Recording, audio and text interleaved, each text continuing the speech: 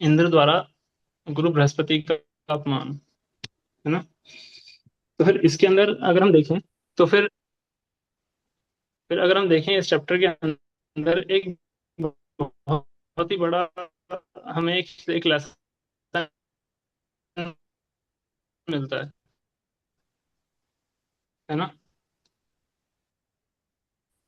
और वो लेसन ये है कि किस प्रकार से व्यक्ति जब अहंकार में डूबा हुआ होता है, कि अहंकार में वो क्यों डूबता है ना। और उस अहंकार में डूबने की वजह से जो गुरु हैं उनकी कृपा से वो किस प्रकार से वंचित हो जाता है ना।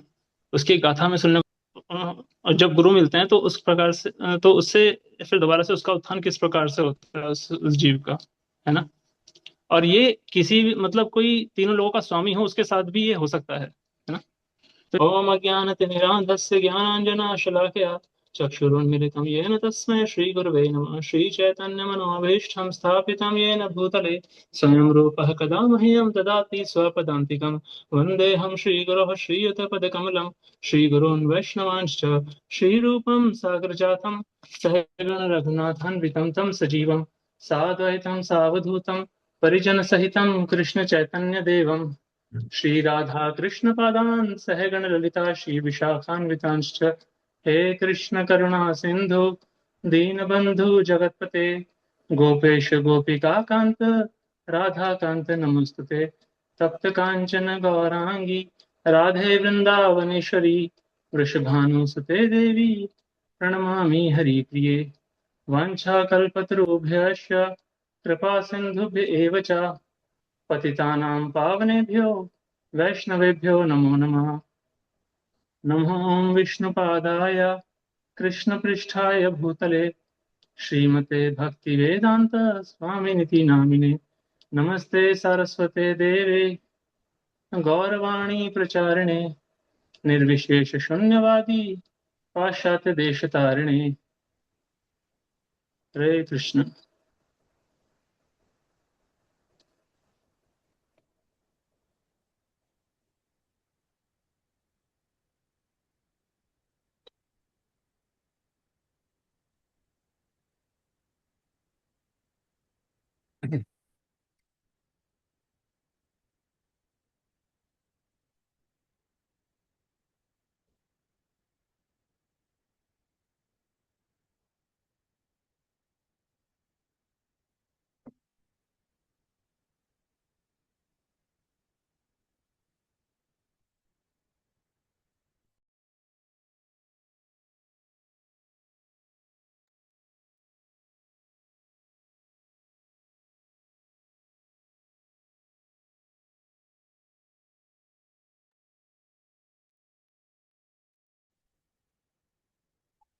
हरे कृष्ण। हरे कृष्ण। हरे कृष्ण प्रभु जी। हरे कृष्ण प्रभु जी। जी प्रभु जी, नेक्स्ट स्लाइड ला सकते हैं, नेक्स्ट स्लाइड। उसमें माइंड मैप है प्रभु जी, माइंड मैप। ओके। तो फिर इस चैप्टर में 40% टोटल देखा जाए तो, और इसमें शुरू के 1 से 10 श्लोक, शुरू के जो 1 से 10 श्लोक हैं उसके अंदर ये बताया गया है,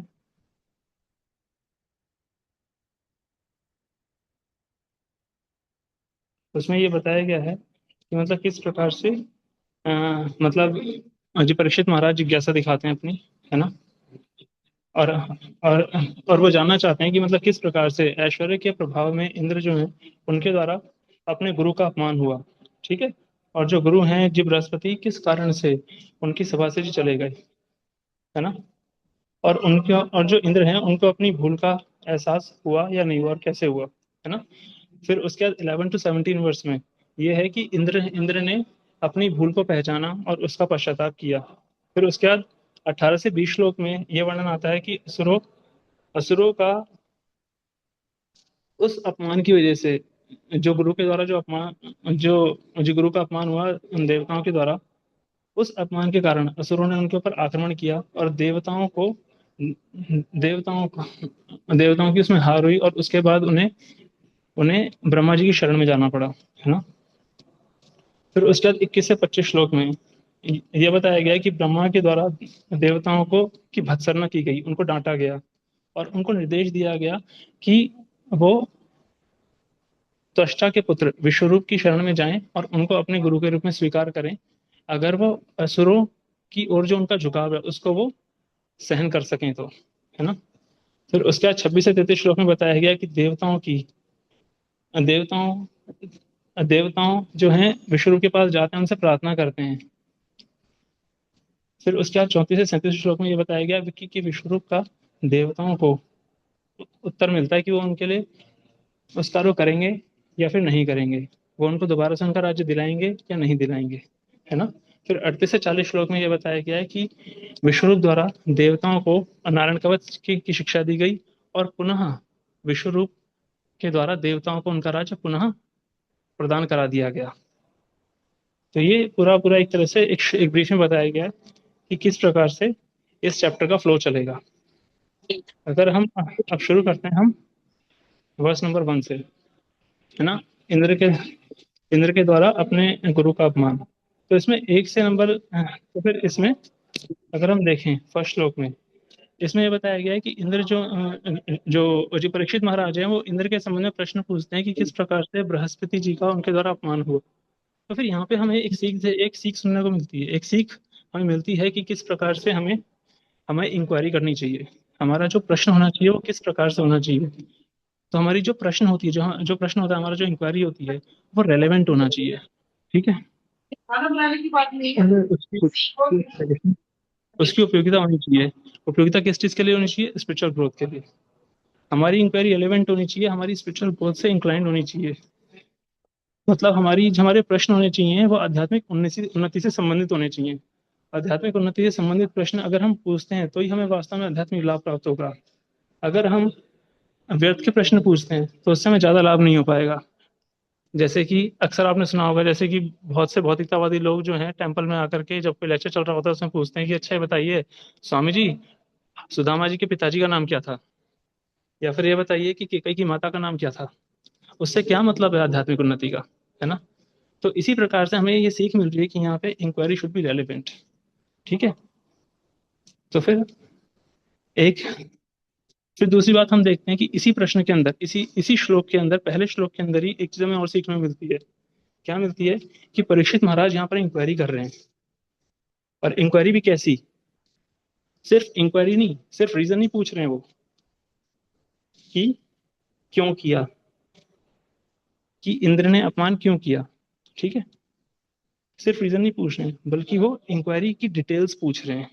वो बोल रहे हैं कि पूरी घटना का वर्णन करो, पूरी पूरी घटना का, है ना। तो इस प्रकार से हमें देखने को मिलता है कि वास्तव में कि जिस प्रकार से अगर हमारे अंदर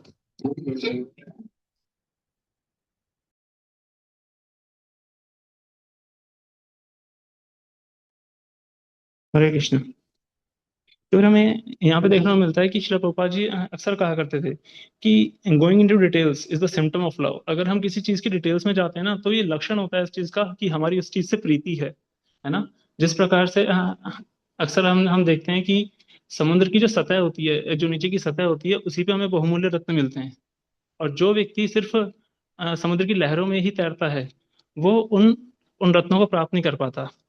इसी प्रकार से अगर हमें वास्तव में आध्यात्मिक उन्नति में आगे बढ़ना है तो हमें डिटेल्स में जाना पड़ेगा, है ना। फिर उसके बाद आते हैं हम श्लोक नंबर 2 से 8 पर। तो फिर यहाँ पर ये बताते हैं कि तीनों लोगों के ऐश्वर्य से गर्वित होकर के वास्तव में इंद्र के द्वारा जो वैदिक आचार है उसका उल्लंघन करके अपने आचार्य का इन्होंने अपमान कर दिया। तो फिर अगर हम देखें तो फिर जीवन में भौतिक सुख से, धन बढ़ने से भोग की इच्छा बढ़ती है। जब जीवन में भौतिक सुख आता है, जब धन बढ़ता है, तो उससे हमारी भोग की इच्छा बढ़ जाती है। जैसे अगर हम देखें जब किसी की लॉटरी लगती है तो वह यह नहीं सोचता कि सारी लॉटरी भगवान को दे दूं, या फिर या फिर या फिर जब किसी की सैलरी बढ़ती है, जब वेतन बढ़ता है, तो फिर वो ये नहीं सोचता कि मैं अपनी नित्य सेवा को और बढ़ा दूं, है ना। जबकि ऐसा बताया जाता है कि वेतन का 10वां अंश हमें भगवान की सेवा में देना चाहिए। हालांकि अगर देखें तो फिर जब धन बढ़ता है तो उससे हमारी जरूरतें नहीं बढ़ती। जैसे अगर हम वर्तमान के समय में देखें तो फिर जैसे कि रिलायंस जियो आया था, तो फिर रिलायंस जियो में कॉल्स फ्री हो गई थी। जब कॉल्स फ्री हो गई जियो में, तो इसका मतलब ये नहीं हुआ कि लोगों की बातें बढ़ गई हों, कि लोग ये पूछने में ही कि क्या हाल चाल है आपके, उसमें 2 से 3 घंटे लगा रहे हो। वास्तव में मनुष्य की जो आवश्यकता है ना, बहुत सीमित है। ठीक है। कोई भी असीमित रूप से इंद्रिय भोग नहीं कर सकता, अनलिमिटेड सेंस एंजॉयमेंट नहीं कर सकता कोई व्यक्ति। जी, कोई अगर 8 घंटे से ज्यादा अगर सोएगा तो उसके शरीर में दर्द होगा। अगर कोई व्यक्ति 3 समय से ज्यादा खाएगा, 3 टाइम से ज्यादा खाएगा, तो उसको वो हजम नहीं होगा। है ना। जी, कोई व्यक्ति कितना स्नान करेगा। ठीक है। कि कोई सोचने लगे कि हाँ मैं जी करोड़पति हूँ, तो फिर चलो मैं टब में ही लेटा रहूं। नहीं। है ना। तो इस तरीके से हम देखते हैं कि वास्तव में कि अगर धन बढ़ने से वास्तव में हम इंद्रिय भोग बहुत ज्यादा नहीं कर सकते हैं, क्योंकि हमारे शरीर की भी सीमाएं हैं। वहीं अगर हम देखें कृष्णा कॉन्शियसनेस के अंदर हमें क्या सीख मिलती है। श्री चैतन्य महाप्रभु के आने का क्या का एक कारण क्या था। श्री चैतन्य महाप्रभु के आने का एक कारण क्या था, वो बताया गया श्री चैतन्य जी चरितामृत के अंदर। उसमें क्या एक श्लोक आता है, वैराग्य विद्या निज भक्ति योगा शिक्षार्थमेकाः पुरुषं पुराणा श्री कृष्ण चैतन्य शरीरधारी कृपा बुद्धिर्यस्तमहं प्रपद्ये। तो फिर वो क्या बता रहे हैं, श्री कृष्ण चैतन्य महाप्रभु जो हैं वैराग्य की शिक्षा देने के लिए आए थे। वैराग्य की शिक्षा देने के लिए आए थे, इसीलिए मैं उनको प्रणाम करता हूँ। श्री कृष्ण चैतन्य शरीरधारी, है ना। कृपा बुद्धि अस्तम अहम प्रपद्ये। ठीक है। तो इस तरीके से हमें वो वैराग्य की शिक्षा देने के लिए आए थे। लेकिन हमारे साथ क्या होता है वर्तमान समय में, हमें हम शिक्षाओं को पढ़ते हैं, सुनते हैं, लेक्चर्स को सुनते हैं, लेकिन तब भी हमारे साथ क्या होता है, हमारे साथ ये होता है कि धन बढ़ता है तो हमारी सुविधाएं भी बढ़ती जाती हैं, हमारी फैसिलिटीज बढ़ती जाती हैं। पहले बाल्टी से नहाते थे, फिर धन आया तो शावर लगवा लिया, शावर के बाद फिर टब बनवा लिया, और फिर और उसके बाद क्या होता है, और जब और धन आता है तो उसके बाद लोग फिर नहलाने वाले भी रख लेते हैं। है ना। तो पैसा आने से हमने भोग तो बढ़ा दिए, जबकि क्या बढ़ना चाहिए, दान बढ़ना चाहिए। है ना। आजकल हम देखते हैं जी, घर से निकलते ही 3 से 4 जी कदम पर दुकान होती है, लेकिन तब भी ऑनलाइन ऑर्डर करके महंगी सब्जियां मंगाते हैं। है ना। क्यों? क्योंकि हमारे पास पैसा है। हालांकि जो डिलीवरी लेकर के आएगा, जो डिलीवरी बॉय होगा, वो भी उसी दुकान से लेकर के आएगा जो हमारे यहाँ से 3 से 4 कदम दूर है। लेकिन तब भी वहां से वो सस्ते में खरीदेगा और हमें 3 से 4 गुना प्राइस में बेचेगा। है ना। और अगर हम यही देखें तो फिर भगवद गीता में भी हमें इसके संबंध में एक श्लोक मिलता है। भगवद गीता के दूसरे अध्याय का 44वां श्लोक क्या है, भोग ऐश्वर्य प्रसक्ता नाम तया अप्रत चेतसाम व्यवसायत्मिका बुद्धि समाधौ न विद्यते। उसमें क्या बोलते हैं कि भोग और ऐश्वर्य में जब किसी की चेतना लिप्त हो जाती है, तो उसकी चेतना हर ली जाती है, हर मतलब अपहृत कर ली जाती है, किडनैप कर ली जाती है भोग और ऐश्वर्य के द्वारा। है ना। एक मैं कोट पढ़ रहा था, एक बहुत अच्छा कोट था कि वो कोट था कि one who is committed to nothing is distracted by everything. इसका मतलब क्या है, अगर कोई किसी व्यक्ति की किसी किसी चीज के लिए भी समर्पित नहीं है, तो इसका मतलब ये है वो हर चीज से प्रभावित है, हर चीज से वो डिस्ट्रैक्टेड है एक तरह से। है ना। तो हमें समझना चाहिए कि वास्तव में हम कहाँ, अगर हम किसी चीज के प्रति हम समर्पित नहीं हो रहे हैं, तो इसका मतलब हमारे कि हम बहुत सारी चीजों से हम प्रभावित हो रखे हैं अभी वर्तमान समय में। है ना। तो भोग और ऐश्वर्य के द्वारा हमारी चेतना को हर लिया जाता है, धन के द्वारा उस चेतना को अपहृत कर लिया जाता है। है ना, किडनैप कर लिया जाता है, हमारा रहन सहन बदल जाता है। ठीक है। इसीलिए धन धन ज्यादा आने से हमें नित्य सेवा बढ़ानी चाहिए अपनी। यहाँ तक कि अगर देखें तो प्रभुपाद भी यहाँ तक कहा करते थे, क्या कहते थे, कि अगर मंदिर में भी ज्यादा डोनेशन आएगा तो उससे प्रॉपर्टी खरीद लो, प्रॉपर्टी खरीद लो। है ना। क्योंकि मंदिर में हमेशा अभाव ही होना चाहिए। अगर ऐश्वर्य होगा तो भक्त खाएंगे और सोएंगे, और उनका पतन हो जाएगा। अधिक धन से प्रॉपर्टी लेकर के उसमें प्रचार शुरू कर दो, भक्त मांगते रहेंगे और पूरी तरह भगवान पर आश्रित रहेंगे, भगवान पे निर्भर रहेंगे। और भगवान पर निर्भर रहेंगे इसीलिए वो इस संसार पे और इस भौतिक धन पर निर्भर नहीं रहेंगे। है ना। तो हमें सीख मिलती है, हमें जीवन के लिए एक सीख मिलती है इस अध्याय से एक तरह से। है ना। ठीक है। तो फिर हम इस चैप्टर में 2 चीजें हम डिस्कस कर सकते हैं कि क्या क्या हुआ और एक चीज हमें इससे क्या सीखने को मिला। है ना। क्योंकि अल्टीमेटली हमें यहाँ से क्या सीखने को मिल रहा है, हमारे लिए टेक अवे पॉइंट्स क्या हैं। वो हमारे लिए ज्यादा इंपॉर्टेंट है ना। आज आज आज जो चैप्टर है वो तो हमने पढ़ाई होगा ऐसा उम्मीद करते हैं। ठीक है। फिर क्या है, फिर ये बताते हैं कि एक वास्तव में कि उस समय वहां पे हो क्या रखा था उस समय। इंद्र इंद्र जो है उनके सिर पर पूर्ण चंद्रमा के समान एक तेजवान छत्र था उनके ऊपर। और जी चवर जो है वो उनके ऊपर वो डुलाया जा रहा था। ठीक है। और पूरा राजसी ठाट बाट सजा हुआ था उनके लिए।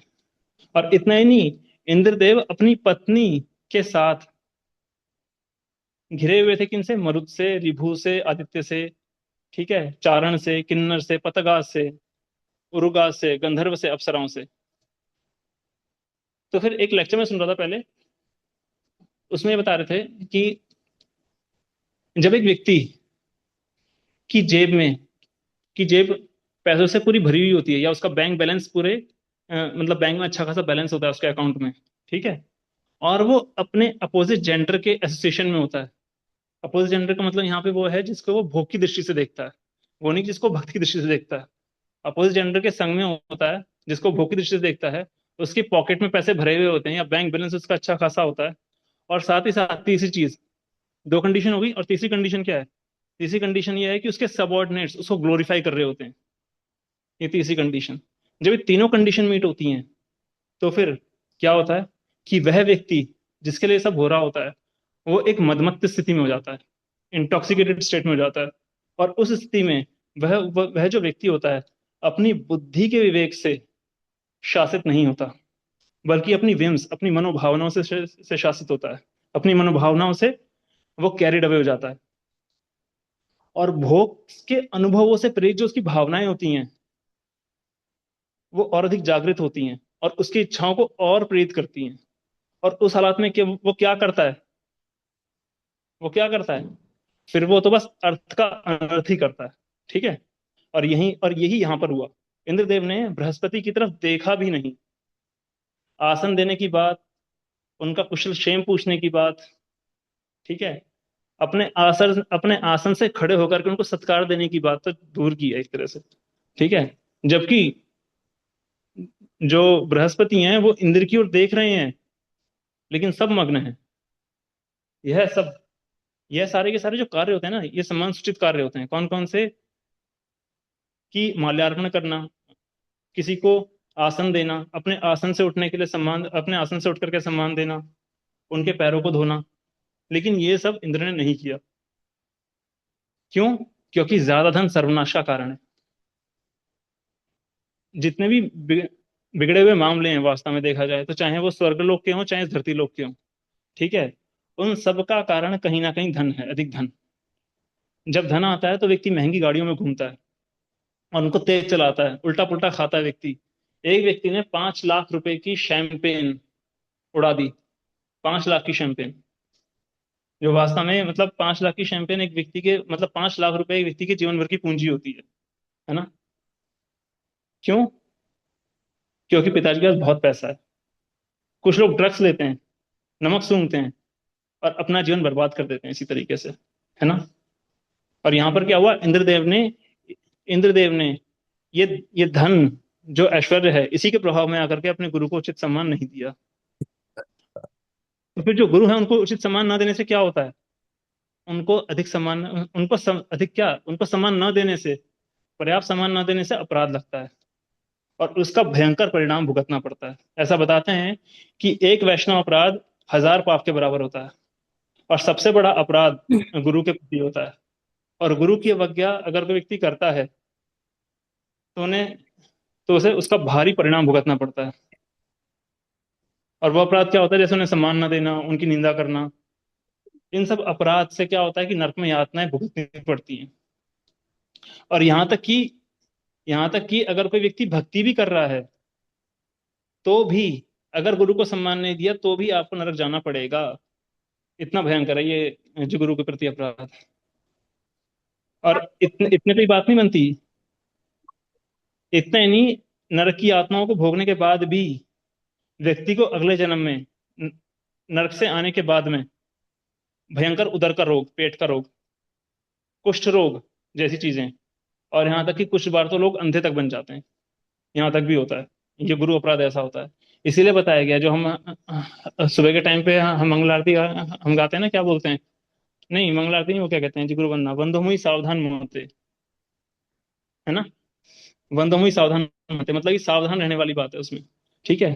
फिर फिर अगर हम दूसरी ओर देखें, जो गुरु बृहस्पति हैं वो कैसे हैं? वो एक ऐसे व्यक्तित्व हैं जिनका सम्मान देवताओं के शत्रु, कौन? असुर, जो हमेशा राजसिक और तामसिक गुणों में डूबे रहते हैं, ठीक है, वो भी करते थे।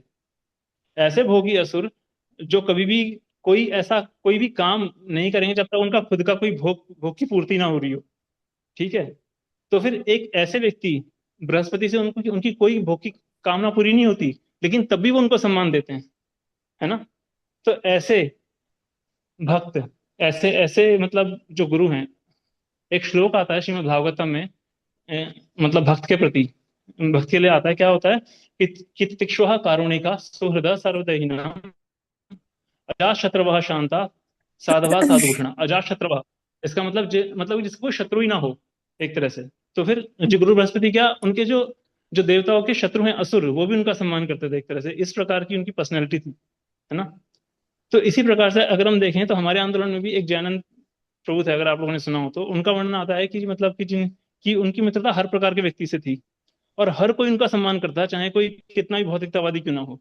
और कृष्ण भावनामृत के फेवर में, चाहे वो हो या ना हो, लेकिन जैनंद प्रभु अपने इन संबंधों से बहुत बहुत इस्कॉन के प्रति फायदा ही, इस्कॉन के लिए बहुत फायदा फायदा उठाते थे। मतलब लोगों का मानना ये था, चाहे कोई कितना ही भौतिकतावादी हो, तब भी वो ये बात सोचता, ठीक है, चलो आप कोई नहीं, आप जैनंद प्रभु को जानते हो ना, तो ठीक है, आप मेरे फ्रेंड हो, इस तरीके से। और वो जैसे संसाधनों को इकट्ठा जी करने में, साग सब्जी लेके आने में, वो डिस्काउंट भी दे देते अपनी मित्रता की वजह से, जैनंद प्रभु, है ना? इतना फायदा उठाते थे वो उस चीज का, है ना, इस्कॉन के लिए। और और जो इतना प्रभावी उनका व्यक्तित्व था कि जब वो मतलब जब तिरोभाव हुआ उनका, तो उस तिरोभाव के बाद में श्रील प्रभुपाद ने खुद कहा था कि आगे से जब भी रथ यात्रा होगी तो उसमें जैनंद प्रभु की तस्वीर लगाने के लिए श्रील प्रभुपाद ने खुद कहा था। ठीक है। तो फिर ये जो जैनंद प्रभु के जो के सब प्रकार के व्यक्तियों से मैत्रीपूर्ण संबंध थे, है ना? लेकिन ये जो संबंध हैं, ये सिर्फ सुनने के लिए, ये फॉलो करने के लिए नहीं है।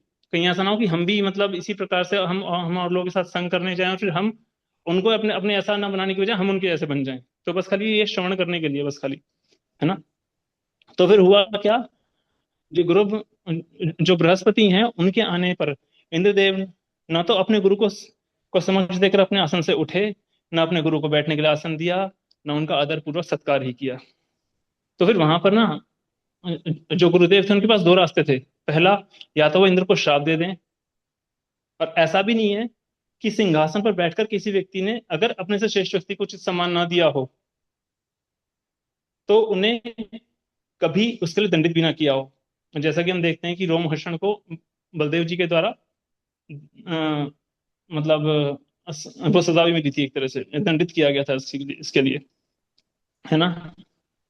ठीक है। और तत्पश्चात उन्हीं के आशीर्वाद से देखा जाए तो उन्हीं के आशीर्वाद से श्रीमद् भागवत के एक बहुत ही महत्वपूर्ण जो कथा व्यास थे उनका प्रादुर्भाव हुआ, है ना? और दूसरा ऑप्शन क्या था उनके पास, जो बृहस्पति देव थे उनके पास ये था कि उस स्थान को शांति से बिना विद्रोह किए छोड़ दें। जैसे परीक्षित महाराज ने समस्त क्षमता होते हुए भी श्रृंगी ऋषि को काउंटरक्रस नहीं किया था, है ना? अब आते हैं श्लोक नंबर 9 पे, है ना? गुरु बृहस्पति का गमन। बृहस्पति ने पूर्ण समर्थ होते हुए भी, मतलब उनके पास पूर्ण समर्थता थी कि वो उनको श्राप दे दें, लेकिन तब भी उन्होंने नहीं दिया, और वो अपने घर पर लौट गए। गुरु शिष्य के पास वास्तव में देखें तो सम्मान पाने के लिए नहीं जाते, बल्कि उनको ज्ञान देने के लिए, उनको प्रेरणा देने के लिए, उनकी उन्नति कराने के लिए जाते हैं। लेकिन जो गर्वित व्यक्ति होता है, उसको ये लगता है कि जैसे कि ये अपने लाभ के लिए मेरे पास आ रहे हैं, इसीलिए जो गर्वित व्यक्ति है उसे छोड़ देना चाहिए। हालांकि गुरु जो है वो कुछ बार उसका जो गर्व है उसको चूर भी करते हैं, लेकिन तभी करते हैं जब शिष्य को अपने गर्व को चूर करने के लिए तैयार हो। लेकिन लेकिन जो गर्वित व्यक्ति होता है उसे जनरली छोड़ देना चाहिए। क्यों? क्योंकि अगर उसने उल्टा जवाब दिया तो फिर और अपमान करेगा, उसके और अपराध बढ़ेंगे। जैसे जब बेटा जब बड़ा हो जाता है, जब गर्वित हो जाता है, तो माता पिता सोच समझकर उससे बात करते हैं, क्योंकि कहीं ऐसा ना हो वो पलट कर जवाब दे दे, है ना? तो इसीलिए श्रीमद् महाप्रभु जो हैं वो बताते हैं कि भक्त जो हैं उनके वास्तविक गहने जो है उनका वैष्णव सदाचार होता है, वो किस प्रकार से और उसे बिहेव करते हैं, किस प्रकार से वार्तालाप करते हैं, कितना सम्मान, कितनी विनम्रता उनको दिखाते हैं। फिर आगे आते हैं अगले श्लोक पर, श्लोक नंबर 10 पे। इंद्र द्वारा अपनी भूल को पहचानना और सबके समक्ष उनकी भत्सना करना, अपनी भत्सना करना एक तरह से। तो फिर अपनी गलती को जब हम स्वीकार कर लेते हैं तो फिर उन्नति के मार्ग में हमारा पहला स्टेप होता है। क्योंकि अक्सर अपनी गलती का एहसास होने में ही बहुत से कई वर्ष लग जाते हैं। उच्च श्रेणी का जो मूर्ख व्यक्ति होता है वो अपने आप को सबसे ज्यादा बुद्धिमान समझता है, और अपने अहंकार की चोटी पर बैठ करके, के शीर्ष पर बैठ करके कभी वो अपनी गलती को नहीं देख पाता। और उसी से जो ईर्ष्या पनपती है वो भी उस अहंकार का ही सूचक है एक तरह से। शुरू में जब भी हम किसी के प्रति अपराध करते हैं ना तो बहुत छोटा सा होता है, लेकिन जब हम उसमें समय लगाते जाते हैं, उसके लिए क्षमा नहीं मांगते, ठीक है, तो वह बीज अंकुरित होता जाता है। ऐसा बताते हैं कि अपराध का बीज अंकुरित जल्दी कब होता है? अपराध का बीज जल्दी अंकुरित तब होता है जब हमारी साधना निम्न स्तर की होती है। अपराध हुए जा रहे हैं, साधना अच्छी है नहीं, और डिले करते जा रहे हैं क्षमा मांगने में, तो क्या होगा? होगा ये कि और अधिक अपराध होते जाएंगे, और इस तरह अपराध का वृक्ष बनता जाएगा। और जैसे हम देखते हैं कि आम के वृक्ष पर आम होते हैं, उसी प्रकार से अपराध के वृक्ष पर अपराध होते हैं। तो और अपराध होते रहेंगे, वो व्यक्ति और अपराध करता जाएगा। तो फिर इसीलिए हमें क्षमा और थैंक यू हमेशा अपने जीवन में इसको लाना चाहिए, है ना। क्षमा का मतलब क्या होता है? वास्तव में क्षमा का मतलब ये होता है कि हम ये बोल रहे हैं कि मुझे अफसोस है इस बात का, मुझे अफसोस है इस बात का कि मुझसे ऐसा हुआ। और ये पूरा सेंटेंस नहीं है, पूरा सेंटेंस क्या है? कृपा करके मुझे इसके लिए क्षमा कर दीजिए, मुझे अफसोस है और मुझे क्षमा कर दीजिए। हम क्या बोलते हैं? सॉरी। अक्सर क्या होता है आज के समय में कि अगर किसी से कोई गलती हो जाती है तो फिर उसके बाद अगर किसी ने बोल दिया कि आपको देख के चलना चाहिए, तो फिर उल्टा बोलता है, अरे तो सॉरी बोला ना तेरे से, सॉरी बोला ना, जिगरेबान तक पकड़ लेते हैं। मतलब सॉरी का भाव नहीं है, अफसोस तो है ही नहीं, वो तो एहसान कर रहा है सॉरी बोल के एक तरह से, ठीक है। तो वास्तव में इसीलिए ये वाली बात बोलते हैं कि जो महान वैष्णव होते हैं और जो महान जो आचार्य होते हैं, वो मतलब हमेशा अपने ह्यूमिलिटी की वजह से वो हमेशा अपने बिहेवियर में अपने आप को छोटा मान करके हमेशा मतलब सॉरी वर्ड और थैंक यू वर्ड हमेशा अपने उसमें रखते हैं हमेशा। यहाँ तक कि एक बार की बात है, एक लेक्चर में बता रहे थे कि जो राधा गोविंद महाराज है वो ये बोलते हैं कि हमें सॉरी बोलते रहना चाहिए। क्यों? क्योंकि भगवान के पुत्र का नाम भी शौरी है, ऐसा बताते हैं। तो फिर अब आते हैं श्लोक नंबर 11 पे, अपनी भूल का कारण पहचानना व उसके लिए पश्चाताप। तो फिर यहाँ बोला गया है कि रिग्रेटेबल डीड, मतलब कि उसके लिए उन्हें पश्चाताप हुआ, ठीक है,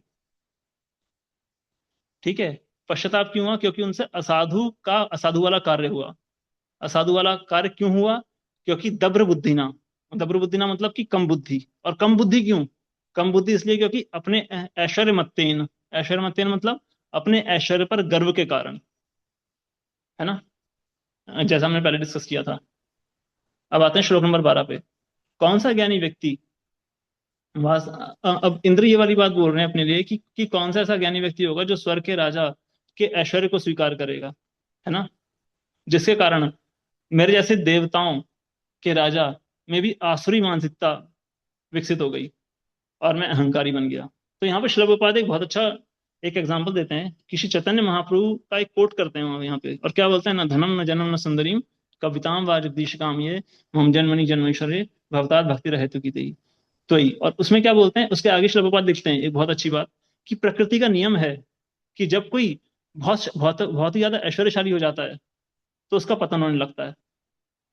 चाहे वो व्यक्ति हो या फिर वो राष्ट्र हो, चाहे वो छोटे स्तर की बात हो चाहे बहुत बड़े स्तर की बात हो, है ना, चाहे वो व्यष्टि रूप में हो चाहे वो समष्टि रूप में हो। तो फिर इसमें भी श्रील प्रभुपाद ना राष्ट्र के तौर पे अमेरिका का उदाहरण देते हैं, और वो उसके उत्थान और उसका जो पतन है उन दोनों के बारे में उसका वर्णन भी करते हैं। अब कोई कह सकता है कि हम तो ऐसे बहुत से लोगों को जानते हैं जिनको हम हमारे बचपन से देख रहे हैं कि वो संपन्न हैं और आज तक हैं, आज तक भी संपन्न है, उसका क्या? तो इसको उत्तर भी हम बाद में देंगे, इस प्रश्न का भी, है ना। तो आते हैं अगले श्लोक पे। श्लोक नंबर 13, अज्ञानपूर्ण सलाह, है ना।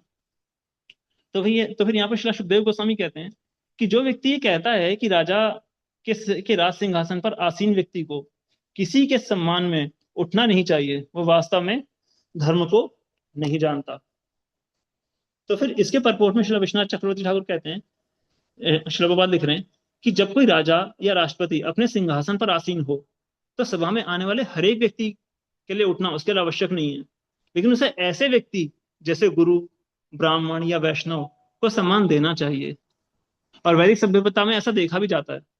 जैसे कि हम देखते हैं कि भगवान श्री कृष्ण ने नारद मुनि का सम्मान किया, उनके उनको अपने राज सिंहासन पे भी बिठाया, उनके जो है जी पैरों को भी धोया उन्होंने, जब राजसूय यज्ञ हुआ था, है ना।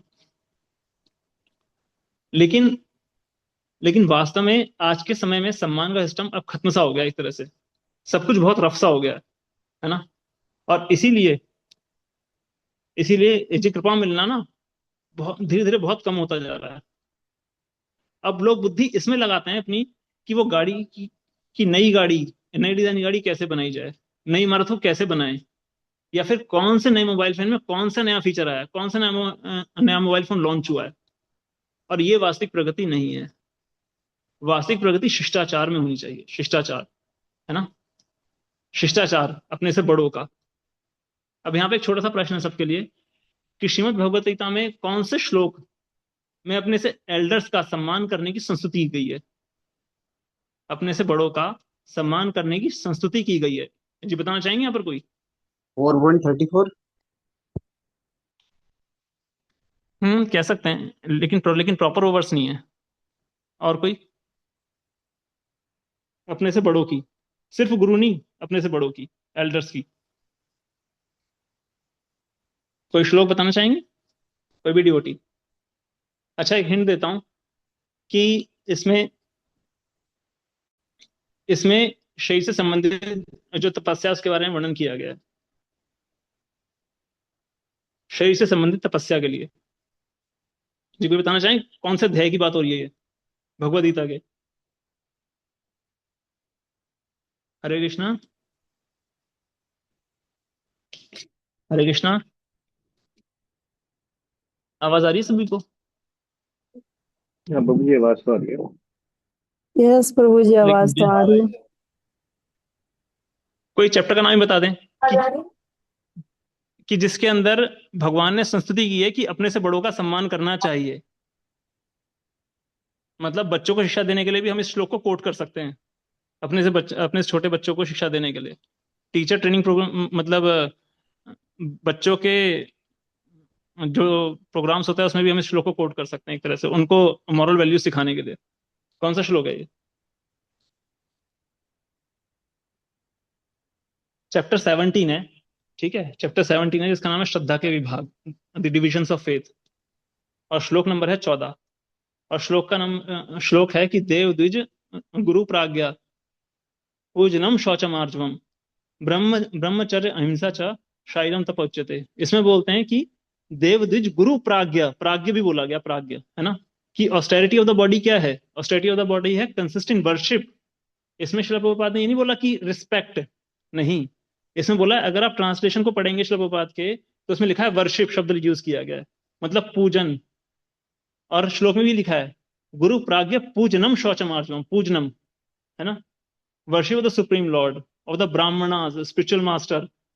और क्या? Elderly person, superiors like the father and mother, ये भी बोला गया है इसके अंदर, है ना। तो फिर और इसके मतलब इसमें ये बताया गया है कि इस प्रकार से हमें जो है, मतलब अपने जो अपने से बड़े हैं, माता पिता, उनका भी हमें रिस्पेक्ट, उनका भी पूजन करना चाहिए, सिर्फ रिस्पेक्ट नहीं, एक तरह से। मतलब चलो पूजन तो दूर की बात है, हम चलो रिस्पेक्ट ही कर लें अपने लेवल पे, कम से कम वैल्यूज के तौर पे, है ना।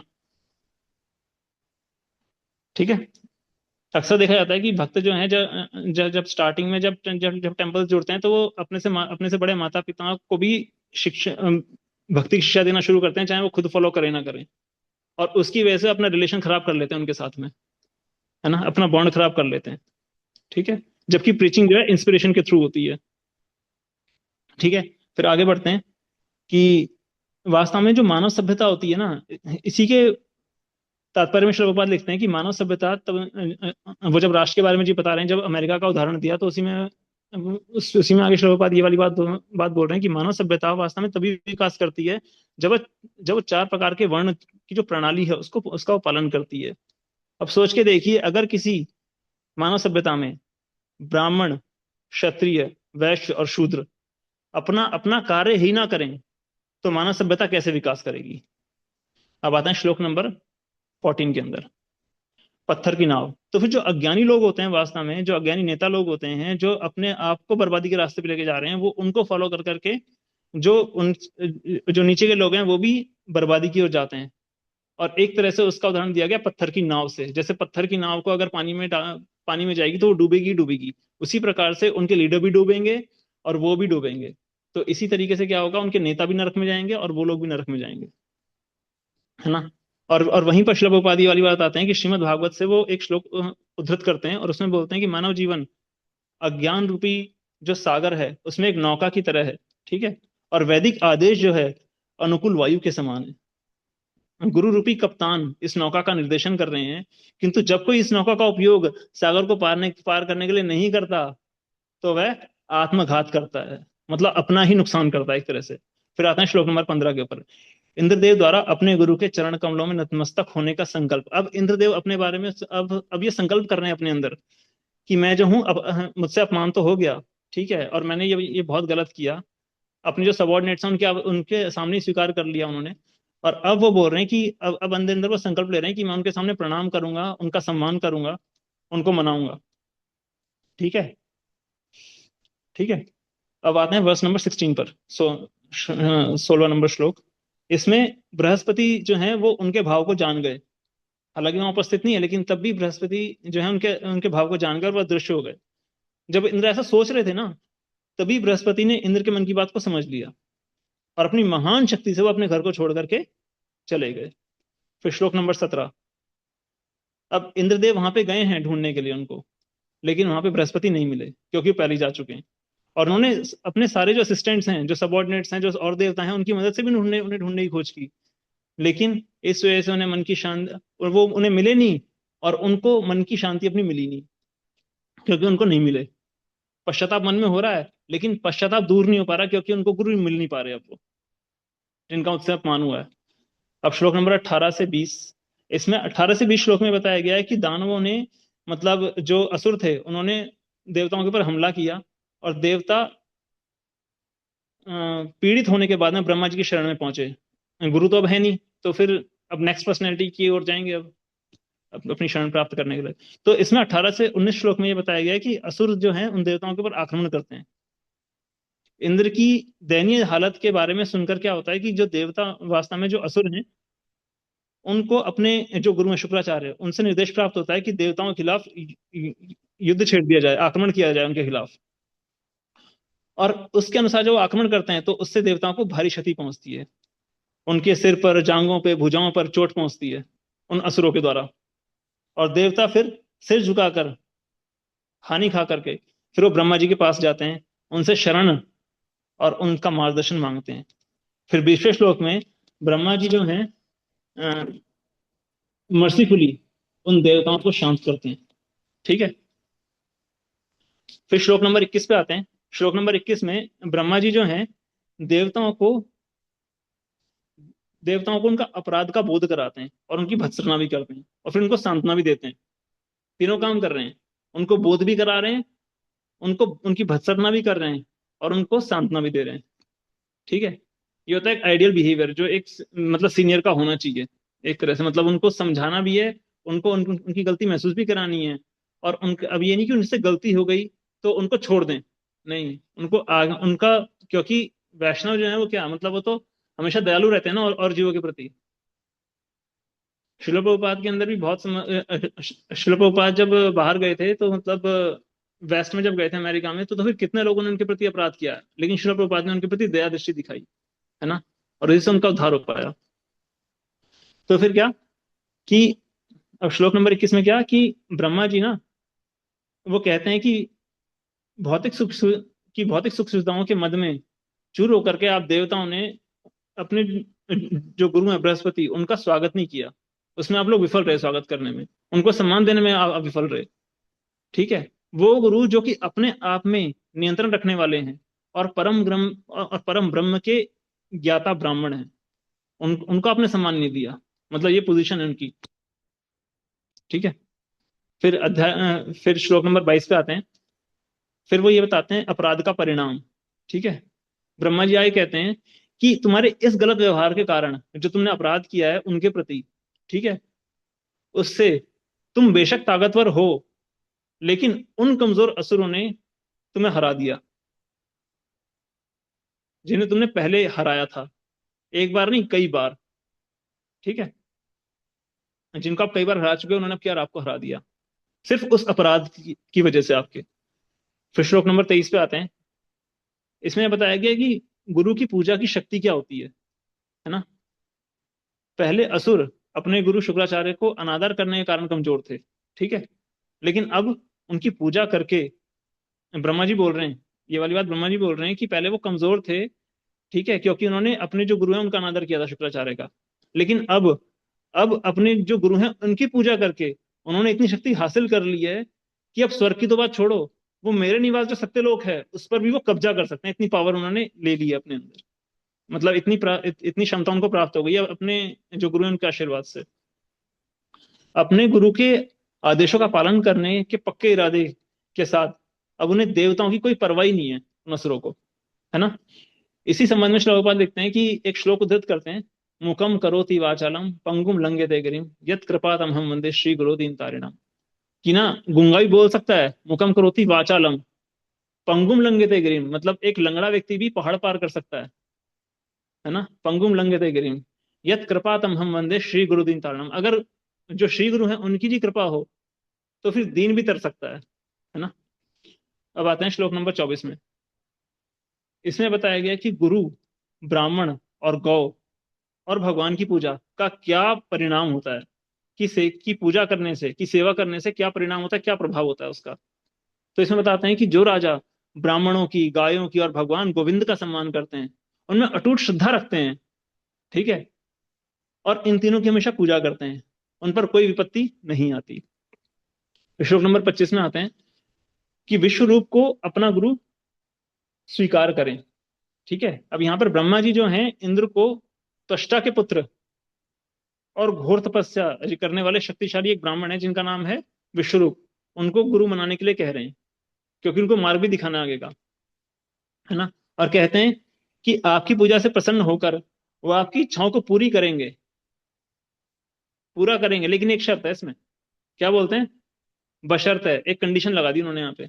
क्या? अगर आपको अपनी इच्छा पूरी करनी है कि मतलब आपको पुनः वो सब राज्य मिले आपका, तो उसके लिए आपको एक कंडीशन आपको फुलफिल करनी पड़ेगी। एलिजिबिलिटी ये होगी कि आप राक्षसों के प्रति उनके झुकाव को सहन कर सकें। इसी प्रकार से हम देखते हैं कि बहुत सी बार क्या होता है कि हम टेम्पल में होते हैं, सारी चीजें हमारे फेवरेबल में होती हैं, लेकिन कहीं ना कहीं एक डिवोटी से या फिर किसी व्यक्ति से हमारी एक खटास होती है कि हमें लगता है कि नहीं, ये नहीं, वो सारे तो ठीक है लेकिन इसमें एक कमी है ना। ऐसा होता है कुछ बार। ठीक है। हम हमारे अंदर किसी ना किसी व्यक्ति के लिए थोड़ा सा रहता है कि नहीं, हमारे मन नहीं मिल रहे होते उनसे, कोई कोई बात हमें, कोई उनकी बात कभी हमें, कभी उन्होंने बोली होती है, वो हमारे मन में बैठी हुई होती है कि नहीं, बेशक वो डिवोटी है, चलो ठीक है, और इसी वजह से क्या होता है, अक्सर हम उनसे ठीक से बात भी नहीं करते, है ना। और अंदर ही अंदर वो हमारे अंदर वो अपराध का बीज अंकुरित होता रहता है। ऐसा बताया जाता है वास्तव में कि अगर अगर किसी मतलब किसी व्यक्ति को अजी गिराना हो अगर उसके पद से, तो उसको रोज की रोज सम्मान देना शुरू कर दो, दंडवत प्रणाम करना शुरू कर दो। वो कैसे? अगर मान लो अगर हम उसको रोज रोज दंडवत प्रणाम करेंगे, तो फिर उसके अंदर सम्मान की भावना बहुत ज्यादा आती जाएगी, है ना। कि तो रोज रोज मुझको प्रणाम कर रहे हैं, रोज रोज प्रणाम कर रहे हैं, जहां देखिए वहीं पे साष्टांग प्रणाम, 5-6 महीने तक प्रणाम करें, और 5-6 महीने तक प्रणाम करने के बाद अगर एक दिन हमने प्रणाम करना उनको छोड़ दिया, तो उनके अंदर क्या हो जाएगा एकदम से कि इन्होंने आज में प्रणाम कैसे नहीं किया, उन्हें संतुष्टि नहीं मिलेगी, है ना। तो वास्तव में होगा क्या उससे? उससे ये होगा कि पहले हमने 6 महीने तक क्या किया, हमने मतलब उनको प्रणाम किया, हो सकता है उन 6 महीने में करते करते हमारे अंदर उनके प्रति सम्मान की भावना ही आ जाए, है ना। और और वो व्यक्ति फिर बाद में अगर हमारे रिलेशन अगर सुधर जाएं तो फिर हम भक्ति में उन्नति कर सकते हैं। ऐसा भी हमारे लिए है, संभावनाएं हैं। तो फिर आगे आते हैं कि श्लोक नंबर 26 से 37, देवताओं और विश्वरूप के बीच बातचीत, है ना। श्लोक नंबर 26 पे आते हैं, चिंता से मुक्त होकर देवता विश्वरूप के पास जाना, उन्हें गले लगाना और कहना। क्या कहना? कि हमारी इच्छाएं पूरी करो। ये बताते हैं श्लोक नंबर 27 में। ठीक है। देवता क्या बोलते हैं? आपका कल्याण हो। विश्वरूप से बोलते हैं कि आपका कल्याण हो, हम आपके आश्रम में अतिथि बनकर आए हैं। अब उनकी मतलब उनसे अपनी बात मनवानी है देवताओं को। ठीक है, अपना काम निकलवाना है। तो इसलिए क्या बोल रहे हैं? हम आपके यहाँ पर आपके आश्रम में अतिथि बनकर आए हैं, कृपया समय के अनुसार हमारी इच्छाओं को पूरी करने का प्रयास करें, क्योंकि हम आपके माता पिता के समान हैं, है ना। फिर श्लोक नंबर 28 में आते हैं, पुत्र का सबसे बड़ा कर्तव्य। यहाँ बताते हैं कि भले ही उसके अपने संतान हों, अपने माता पिता की सेवा करना उसका वास्तविक कर्तव्य है। और उस पुत्र के बारे में तो क्या कहना जो ब्रह्मचारी हो। हम फास्ट फास्ट चल रहे हैं थोड़ा सा इसमें। फिर श्लोक नंबर 29 से 30, इसमें बताते हैं कि गुरु, पिता, माता, भाई, बहन, अतिथि का किस प्रकार सम्मान करना चाहिए।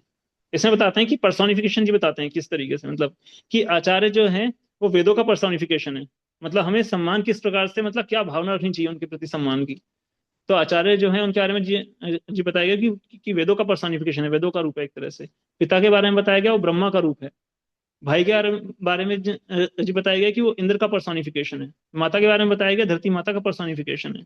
इसी प्रकार से बहन के बारे में बताया गया कि वो कृपा का रूप है, कृपा का पर्सोनिफिकेशन है, मर्सी, है ना।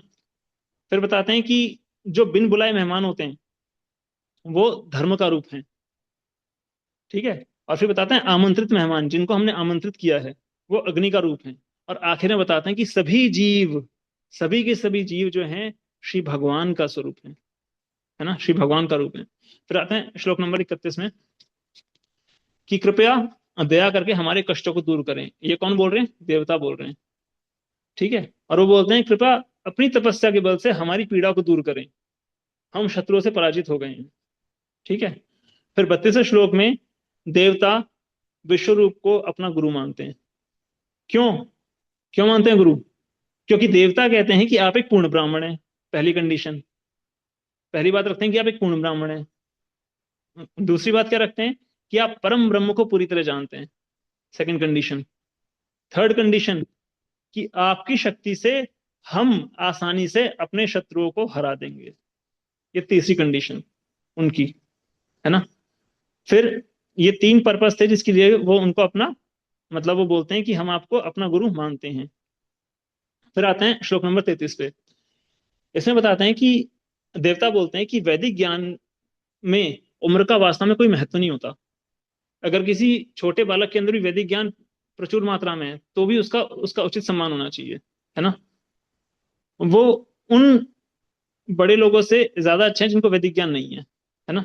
देवता यहाँ कह रहे हैं कि अगर कोई उम्र में वास्तव में अगर उम्र का अगर कोई कम उम्र का व्यक्ति है लेकिन वैदिक मंत्रों के जाप में निपुण है तो उसे उसे प्रणाम करने में कोई बुराई नहीं है, बल्कि फायदा ही फायदा है ना। फिर इसी के तात्पर्य में श्रील प्रभुपाद लिखते हैं क्या? श्लोक लिखते हैं, कीबा विप्र कीबा न्यासी शूद्र के निर्णय, यही कृष्ण तत्ववेता से ही गुरु होए। कि अगर चाहे ना ही मैं सन्यासी हूं, है ना, ना ही मैं विप्र हूं, ना ही मैं शूद्र हूं। ठीक है।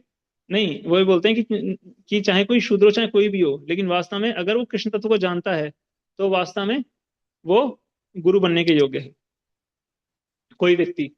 ठीक है। फिर श्लोक नंबर 34 पे आते हैं कि उनके इन वचनों से विश्वरूप प्रसन्न होते हैं। ठीक है। और देवताओं द्वारा उनके पुरोहित बनने की प्रार्थना पर विश्वरूप प्रसन्न हो जाते हैं और बोलते हैं, क्या बोलते हैं? वो बोलते हैं कि हालांकि पुरोहित का काम, श्लोक नंबर 35 में बोलते हैं कि हालांकि पुरोहित का काम करने से ब्राह्मणों की शक्ति कम हो जाती है, फिर भी मैं आपकी बात नहीं टाल सकता। क्यों? क्योंकि मैं आपका पहले पहली फर्स्ट कंडीशन कि मैं आपका शिष्य हूं। दूसरा, आप ब्राह्मण के महान आदेशक हैं, आप ब्रह्मांड के महान आदेशक हैं, ब्रह्मांड के पूरे यूनिवर्स के महान आदेशक हैं आप। ठीक है। अब शिला प्रभुपाद यहाँ पे परपोर्ट में लिख रहे हैं एक बात क्या बोल रहे हैं कि ब्राह्मण के 6 कार्य होते हैं: पठन, पाठन, यजन, याजन, दान और प्रतिग्रह, है ना। तो इसमें बताते हैं श्री प्रभुपाद कि यजन और याजन शब्द जो है वास्तव में जन समुदाय जो समान, एक सेकंड,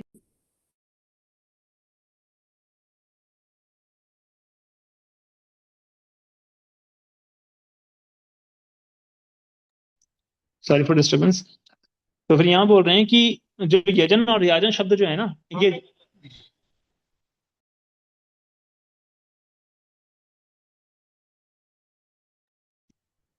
फिर यहाँ पर बोल रहे हैं जो यजन और जो याजन शब्द है वो वास्तव में जन समुदाय के कल्याण के लिए, जो सामान्य जो लोग होते हैं उनके लिए कल्याण के लिए, क्योंकि ब्राह्मण जो पुरोहिती करते हैं उसके पुरोहिती का कार्य उसके लिए संस्तुत किया गया है, उनके उत्थान के लिए। और जो पुरोहिती का कार्य होता है उससे वास्तव में उनका खुद का जो ब्राह्मणत्व है उसके ऊपर थोड़ा एक खतरा होता है पुरोहिती के कार्य से, है ना। इसमें बता रहे हैं। फिर उसके बाद श्लोक नंबर 36 में वो ये बता रहे हैं कि पुरोहिती वाला ब्राह्मण अत्यंत अत्यंत तुच्छ मन का होता है। ये कौन बोल रहे हैं? जो पुरोहिती का काम करने वाले हैं। कौन? विश्वरूप। वो बोल रहे हैं पुरोहिती वाला ब्राह्मण अत्यंत तुच्छ मन का माना जाता है। तो मैं इसे कैसे अपना सकता हूं, इस कार्य को, पुरोहिती का कार्य? ठीक है।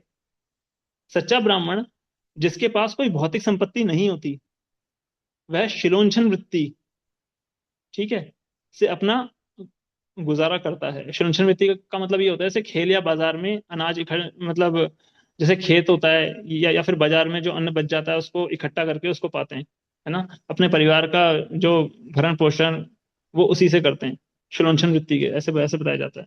फिर श्लोक नंबर 37, जो 37 में बताते हैं कि विश्वरूप जो है वो देवताओं की पुरोहिती को स्वीकार कर लेते हैं और उसके लिए अपनी संपत्ति व जीवन को समर्पित भी कर देते हैं।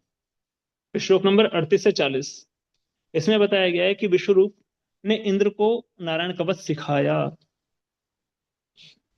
विश्वरूप श्लोक नंबर 38 में बताते हैं कि विश्वरूप देवताओं के पुरोहित बने, है ना। ये वचन देने के बाद में उन्होंने बड़े उत्साह के साथ और ध्यान से पुरोहित के कार्य किए। ठीक है। इसका मतलब उन्होंने अपने अपने स्वार्थ के लिए नहीं किया ये कार्य। ठीक है। पुरोहित शब्द का अर्थ वास्तव में क्या होता है? परिवार का कल्याण करने वाला। इसमें श्रील प्रभुपाद बताते हैं कि पुरह जो शब्द है, तात्पर्य में यहाँ पर ये बता रहे हैं श्रील प्रभुपाद, पुरह शब्द जो है उसका मतलब, एक मतलब होता है परिवार और दूसरा मतलब होता है प्रथम। ठीक है। और हित का मतलब बताते हैं कल्याण।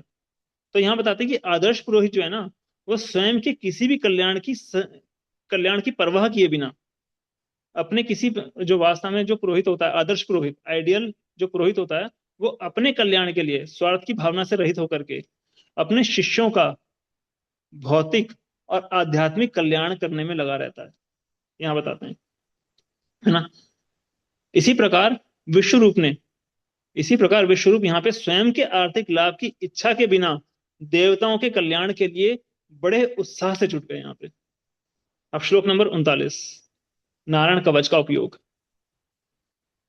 तो विश्वरूप ने नारायण कवच का उपयोग करके असुरों से वह वैभव, जो ऐश्वर्य था, जो कि देवताओं से असुरों द्वारा छीना गया था, उसको दोबारा से असुरों से छीन करके देवताओं को पुनः सौंप दिया विश्वरूप ने, है ना। फिर श्लोक नंबर 40, विश्वरूप द्वारा जो इंद्र हैं, उन इंद्र को यह गुप्त मंत्र दिया गया, कौन सा, सहस्राक्ष वाला जो है मंत्र दिया गया। ठीक है। उनको सिखाया, जिसने इंद्र की रक्षा की और असुरों की सैन्य शक्ति को पराजित किया। तो इस प्रकार से श्रीमद् भागवत के 6 स्कंद का 7वां अध्याय, इंद्र द्वारा देव गुरु बृहस्पति का अपमान, समाप्त हुआ। हरे कृष्ण। हरि